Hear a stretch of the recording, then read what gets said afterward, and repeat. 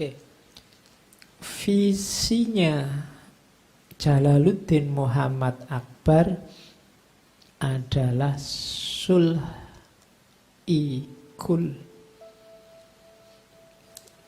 Ya bahasa sana bahasa Persia. Sulh-i-kul. Sulh itu ya bahasa Arab, satu akar kata dengan soleh. Kul itu semuanya, berarti universal. Maksudnya apa? Perdamaian universal. Jadi dia punya visi kedamaian atau perdamaian universal. Dengan bahasa yang lain boleh kamu sebut rahmatan lil alamin. Jadi visinya ini. Sebenarnya sebagai seorang muslim secara sosial visi kita harus ini. Kita harus membawa rahmat pada seluruh alam semesta. Tidak cuma pada muslim saja atau pada aliran kita saja atau pada kelompok kita saja. Tapi kita bawakan kasih sayang, kedamaian, perdamaian ke seluruh alam semesta. Untuk inilah Islam hadir. Inilah tugas kekhalifahan yang dibebankan oleh Allah pada manusia sejak zaman Adam.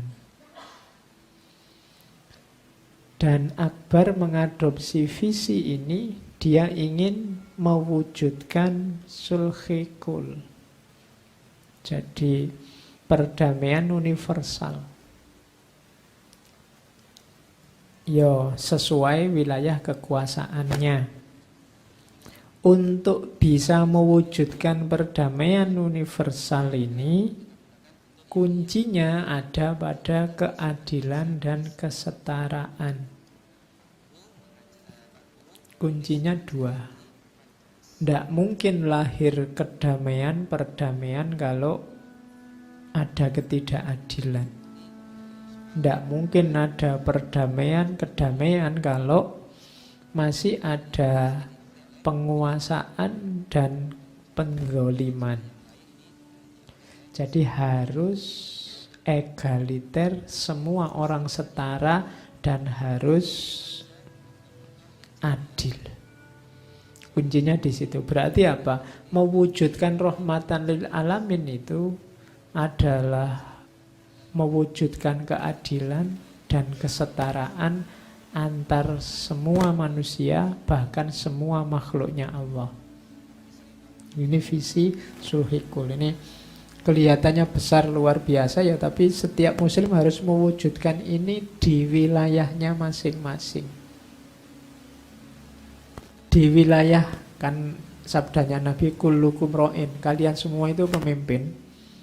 Paling tidak kan kamu mimpin dirimu sendiri. Pak, saya mimpin siapa Pak? Oh yo, saya bukan apa-apa, tidak punya siapa-siapa. Di kampus disuruh dosen, di rumah disuruh bapak. Saya disuruh terus, nggak ada yang saya pimpin.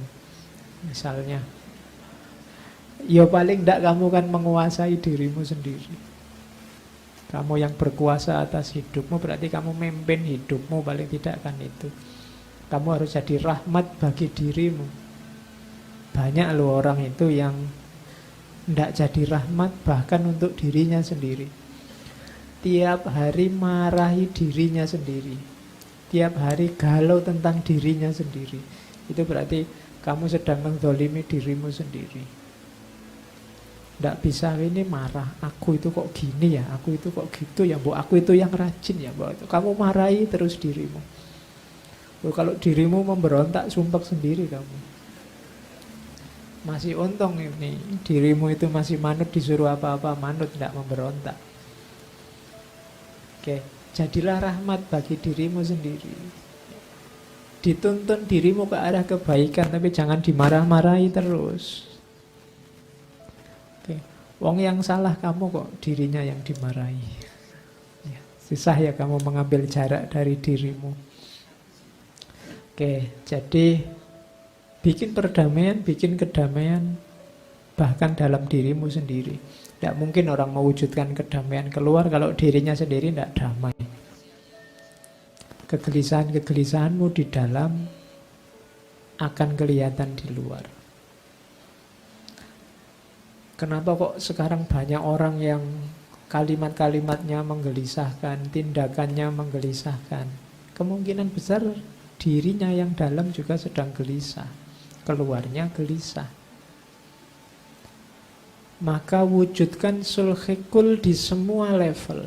Berarti apa? Wujudkan keadilan di semua level, wujudkan kesetaraan di semua level. Jadi ini dasarnya nanti semua kebijakan-kebijakan yang diambil oleh Akbar. Terus, kenapa dia ngambil itu? Persaudaraan, perdamaian universal. Karena situasi India. India itu sangat luas penduduknya. Sebenarnya secara geografis bahkan Indonesia ini masih masuk gugusan India. Makanya dulu oleh Belanda disebut Hindia. Karena kita dijajah Belanda, orang menyebutnya Hindia yang Belanda.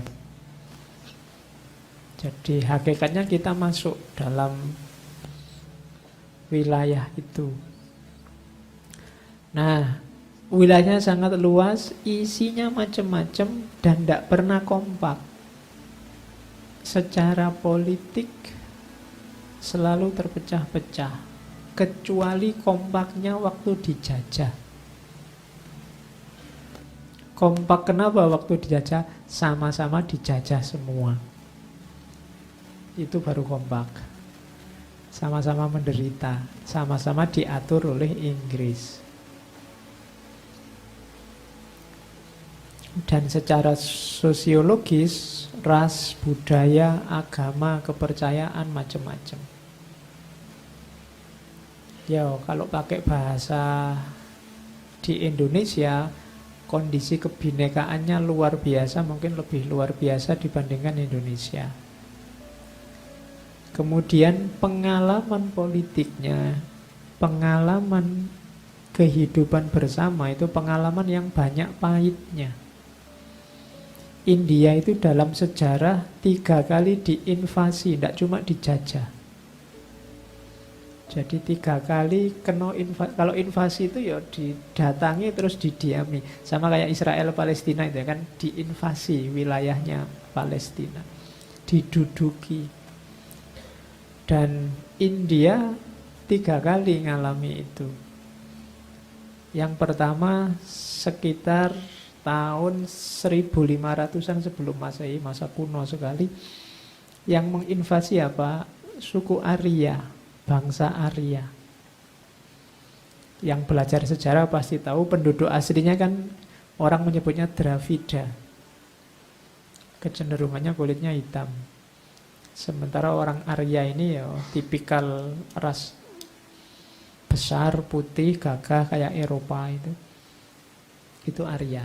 Makanya bintang film India itu kan kadang yang bintangnya gantengnya luar biasa, tinggi besar, pasangannya bintang yang lain kelihatan hitam-hitam, kecil itu. Nah, itu beda ras. Ya sekarang mungkin lebih unggul yang jaya, yang kaya raya ya ras Arya ini. Jadi itu 1500 sebelum Masehi itu diinvasi. Jadi penduduk lokalnya tergusur. Kemudian datang Islam sekitar 1000 Masehi. Sampai 1700-an Masehi apa 17 ya termasuk sampai Mongol itu yang dominan Islam. Islam masuk pertama kali ke sini kabarnya zaman Umayyah, nanti termasuk Timur Leng juga pernah menaklukkan India. Meskipun dia tidak menguasai, cuma naruh gubernur untuk kerja di situ. Jadi Islam masuk, menginvasi. Belakangan Inggris masuk. Jadi orang aslinya itu tidak sempat menikmati hidup sebagai warga negara. Diinvasi terus.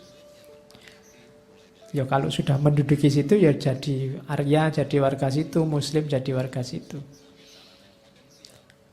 Dan secara psikologis ini kan nanti berpengaruh. Itu yang terjadi psikologinya orang India. Latar belakang sosial budayanya. Zaman Sultan Akbar. Ini nanti yang membuat Akbar harus mengambil kebijakan yang mempersatukan kebinekaan ini. Tidak bisa hanya pakai jargon. Harus ada tindakan konkret.